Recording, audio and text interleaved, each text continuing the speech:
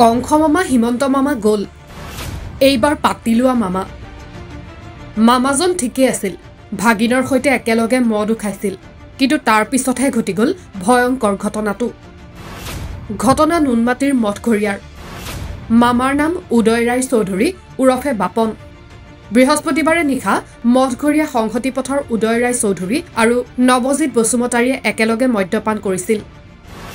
নৱজিত বসুমতাৰী উৰফে ৰাজা উদয়ৰ পাতিলোৱা ভাগিন নিখাৰ পৰা পুৱতি নিখা পালে মামা ভাগিনৰ মদ্যপান চলি থাকিল ইয়াৰ মাজতেই দুইৰে মাজত লাগিল কথাৰ কটাকটি এই বিতৰ্কই ৰূপ লয় কাজিয়াৰ হেখত কাজিয়াৰ ৰূপ লয় অতি ভয়ংকৰ হুৰাৰ ৰাগিত মাতাল ভাগিন নৱজিত বসুমতাৰীয়ে কাঠৰ বাটাম আৰু চুকা অস্ত্ৰৰে আঘাত কৰে উদয় ৰায় চৌধুৰীক গুৰুতৰভাৱে আঘাতপ্ৰাপ্ত উদয়ক স্থানীয় লোকে হাস্পতাললৈ প্ৰেৰণ কৰে কিন্তু চিকিৎসকে মৃত ঘোষণা কৰে লোকজনক নুনমাটি আৰক্ষীয়ে আটক কৰে অভিযুক্ত নৱজিতক ৰাতি মোক 2টা বজাত জগাইছে যে তলত কোনোবা মানুহ কাজিয়া লাগি আছে আপুনি উঠকচোন তাৰপিছত মই ৰাতি কথা উঠি পেলাই ৰাতি কোনে কাজিয়া লাগিছে চাওঁ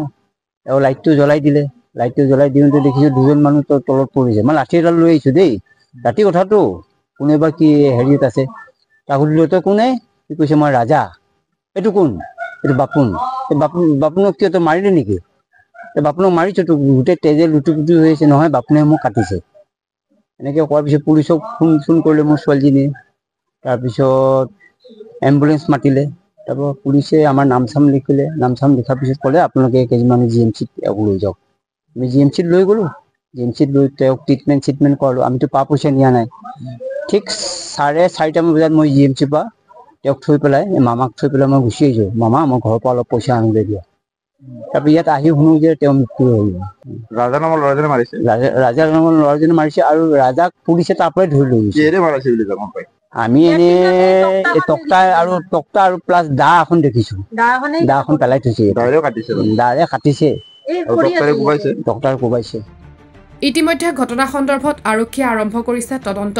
এই ভয়ংকৰ কাণ্ডক লৈ ডিচিপি অমিতাভ বসুমতাৰীও কৰিছে মন্তব্য আমাৰ নুনমাটি থানা ERS টিমে খবৰ এটা পালে যে কাজিয়া এটা হৈ আছে 2 নম্বৰ মঠঘৰীয়াত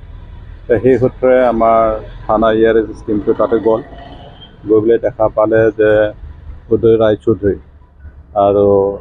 তেওঁৰ ঘৰৰ ওচৰৰ ল'ৰা এটা নৱজিত বসুমতাৰী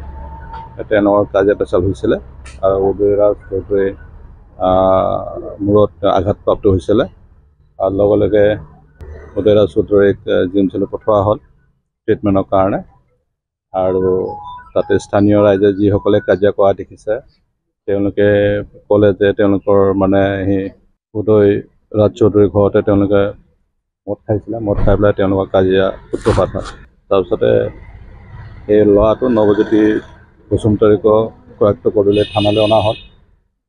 3 ঘণ্টামান পিছত 5টামান বজাত হস্পিটেলৰ পৰা খবৰ পোৱা গ'ল যে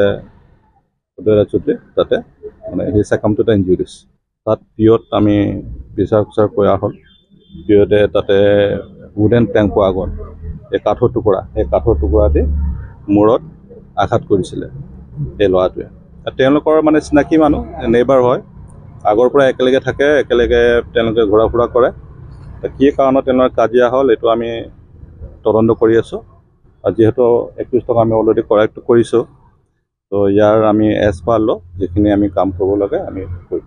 কাৰণটো কি সেই সূত্ৰটো আমি সোধপোছ কৰি আছোঁ সোধপোছ কৰাৰ পিছতে আমি তদন্তত আমি যি পাওঁ তেনেকুৱা ইতিমধ্যে গ্ৰেপ্তাৰ কৰা হৈছে অভিযুক্ত নৱজিতক এই ঘটনাৰ পিছতে উত্থাপন হৈছে প্ৰশ্নৰ কিহৰ বাবে মানুহৰ মাজত সৃষ্টি হৈছে ইমান পাশবিক মনোবৃত্তিৰ কিছু মুহূৰ্তৰ আগলৈকে থকা ভাল সম্পৰ্ক মুহূৰ্ততে শেষ কৰি দিব পৰাকৈ নৃশংস কেনেকৈ হ'ব পাৰে মানুহ এনেবোৰ ঘটনা ক্ৰমাৎ বৃদ্ধি পাই অহাৰ কাৰণ কি সুৰাপানে মানুহৰ জীৱনশৈলী নিজৰ আত্মীয়ৰ ওচৰতেই নিৰাপদ নহয় আজিৰ জনতা তেনেস্থলত পাতিলোৱা সম্পৰ্ক আলহী অতিথি এনে সম্পৰ্কৰ ওচৰতো নিৰ্ভয় থাকিব নোৱাৰা হ'ল কোনো লোক এই ধাৰাবাহিকতা বাঢ়ি গ'লে গাৰ নোমে একালত শত্ৰু যেন হৈ পৰিব সকলোৰে বাবে